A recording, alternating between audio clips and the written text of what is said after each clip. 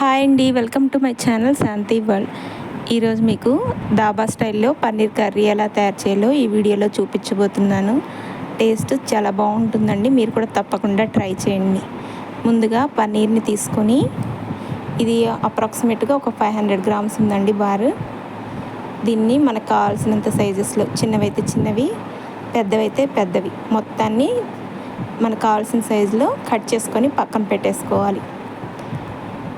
తర్వాత ఒక ప్యాన్ తీసుకొని అందులో 2 టేబుల్ స్పూన్ల ఆయిల్ తీసుకొని మనం కట్ చేసి పెట్టుకున్న పన్నీర్ ముక్కల్ని 2 to 3 మినిట్స్ ఫ్రై చేసుకోవాలండి.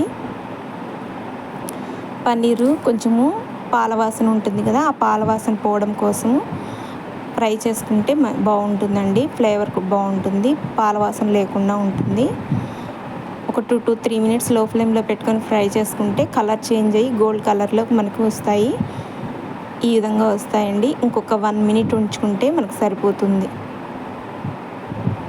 మరి కదిపేయకుండా స్లోగా ఒక పక్కకు తిప్పుకుంటూ ఫ్రై చేసుకోవాలి. మనకి పన్నీర్ రెడీ అయిపోయిందండి. ఈ విధంగా మనకి పర్ఫెక్ట్గా వచ్చాయి. ఇప్పుడు మనం ఈ ఫ్రై అయిన పన్నీర్ ముక్కల్ని తీసేసుకోవాలి. తీసుకున్న తర్వాత వీటన్నిటిని ఒక హాఫ్ అన్ అవర్ ఫ్రిడ్జ్లో పెట్టుకోవాలండి. డీప్ ఫ్రిడ్జ్లో అయినా పెట్టుకోవచ్చు, మామూలు ఫ్రిడ్జ్లో అయినా పెట్టుకోవచ్చు. ఇవి కొంచెం ఆయిల్లో ఫ్రై చేసాం కదా, అందువల్ల కొంచెం స్టిఫ్గా ఉంటాయి. మనము ఫ్రిడ్జ్లో పెడితే కొంచెం సాఫ్ట్నెస్ వస్తుంది, అందుకోసము. ఇప్పుడు మనము తీసేసుకున్న పన్నీర్ ముక్కలను తీసేసాం కదా, సేమ్ ప్యాన్లో కట్ చేసుకున్న ఆనియన్స్ని వేసుకోవాలండి. మన గ్రేవీ కోసము ప్రిపేర్ చేసుకుంటున్నాము. ఆనియన్స్ని కొంచెం ఫ్రై చేసుకున్న తర్వాత కట్ చేసుకున్న టమోటా ముక్కల్ని వేసుకోవాలండి. ఆనియన్, టమోటా 2 ఈక్వల్ క్వాంటిటీతో వేసుకుంటే సరిపోతుంది. 1.5 ఆనియన్ పడుతుంది, 2 వచ్చి టమోటాలు అవసరం అవుతాయండి కర్రీకి, గ్రేవీ కోసము. ఇవి కొంచెం మెత్తబడాలి, మెత్తబడేదాకా మనం కొంచెం ఫ్రై చేసుకోవాలి. ఇప్పుడు ఇందులో కట్ చేసుకున్న అల్లం ముక్కలు వేసుకోవాలండి. లేదు అల్లం ముక్కలు, వెల్లుల్లి కూడా వేసుకోవాలి. అలా వేసుకోలేని వాళ్ళు, తయారు చేసుకున్న కొంచెం కష్టం అనుకుంటే రెడీమేడ్ మిక్స్ ఉంటుంది కదండి, అల్లం వెల్లుల్లి పేస్ట్, అదైనా యూస్ చేయొచ్చు. ఈ విధంగా వేసుకుంటేనే మనకు ఫ్రెష్గా ఉంటుంది, టేస్ట్ కూడా చాలా బాగుంటుందండి. అందుకని ప్రిఫర్ చేయండి. అల్లంని వెల్లుల్లిని కొంచెం సపరేట్గానే వేసుకోండి, పేస్ట్ లాగా కాకుండా. అప్పటికప్పుడు రెడీ చేసుకుంది అయితే పర్లేదు, కానీ షాప్స్లో కొన్నదైతే అంత టేస్ట్ బాగుండదండి. ఇవి ఒక 2 మినిట్స్ ఫ్రై అవ్వాలి.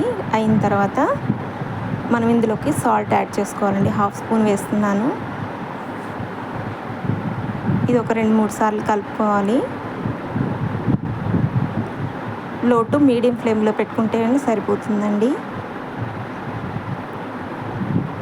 ఆల్మోస్ట్ ఫ్రై అయిపోయినాయండి ఇవి మనకి.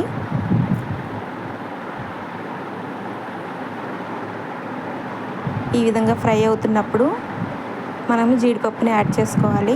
జీడిపప్పు ఫ్లేవర్ ఇంకా టేస్ట్ని రెట్టింపు చేస్తుందండి. ఇంకొక అడిషనల్గా ఒక 2 మినిట్స్ ఫ్రై చేసుకోవాలి.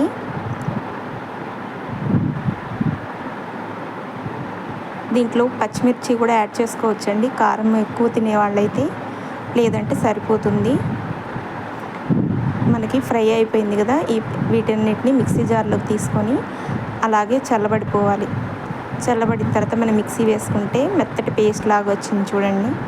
మనకి పర్ఫెక్ట్గా వచ్చింది మీ పేస్ట్, గ్రేవీకి సరిపడగా వచ్చింది.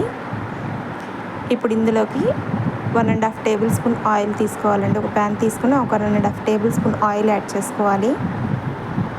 ఇందులో 1/2 ఇంచ్ దాల్చిన చెక్క, 2 బిర్యానీ ఆకులు,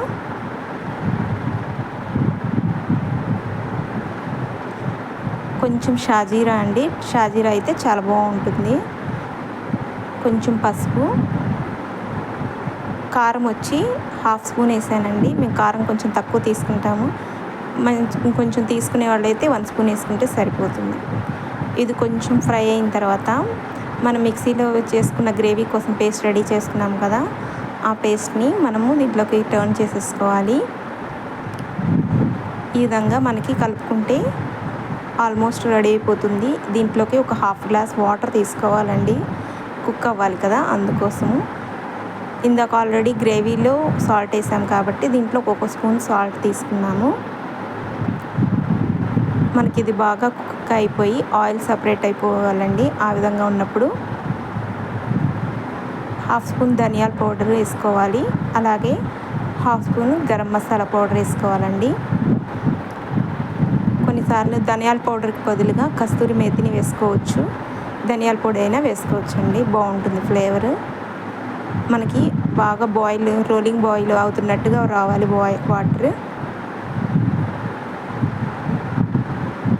ఒక 2 to 3 మినిట్స్ అయితే మనకి సరిపోతుందండి. చాలా త్వరగానే అయిపోతుంది కర్రీ. ఈ విధంగా మనకి చూడండి బబుల్స్ వస్తున్నాయి. ఒక 2 టేబుల్ స్పూన్ల పెరుగు తీసుకొని దీంట్లోకి యాడ్ చేసుకోవాలి. పెరుగు కాకుండా అయితే దీంట్లోకి ఫ్రెష్ క్రీమ్ కూడా యాడ్ చేసుకోవచ్చు అండి. ఫ్రెష్ క్రీమ్ అయితే ఇంకా బాగుంటుంది. పెరుగైనా పర్లేదండి, బాగుంటుంది టేస్ట్. ఈ విధంగా మనకి బబుల్స్ వస్తున్నప్పుడు మనం ఇందాక ఫ్రై చేసుకొని ఫ్రిడ్జ్లో పెట్టుకున్నాం కదా పన్నీర్ ముక్కల్ని దీంట్లోకి టర్న్ చేసేసుకోవాలి. మనకి ఎక్కువసేపు బాయిల్ అవ్వక్కర్లేదండి. ఒక 2 మినిట్స్ ఉంటే సరిపోతుంది. మీడియం ఫ్లేమ్లో పెట్టుకొని మనకి పన్నీర్ కర్రీ రెడీ అయిపోయినట్లే అండి. చాలా బాగుంటుంది ఫ్లేవర్. మీరు కూడా తప్పకుండా ట్రై చేయండి. ఆల్మోస్ట్ అయిపోయిందండి. ఇదిగోండి డాబా స్టైల్లో ఉండే పన్నీర్ కర్రీ రెడీ అయిపోయింది. టేస్ట్ చాలా బాగుందండి. మీరు కూడా తప్పకుండా ట్రై చేయండి. మీకు కూడా బాగా వస్తుంది, పర్ఫెక్ట్గా ఉంటుంది. మా వీడియో మీరు చూసినందుకు అందరికీ చాలా థ్యాంక్స్ అండి. మా వీడియోని లైక్ చేయడం మర్చిపోవద్దు. ఈ వీడియోని ఫస్ట్ టైం చూసిన వాళ్ళైతే సబ్స్క్రైబ్ చేయడం మర్చిపోవద్దండి. Thank you.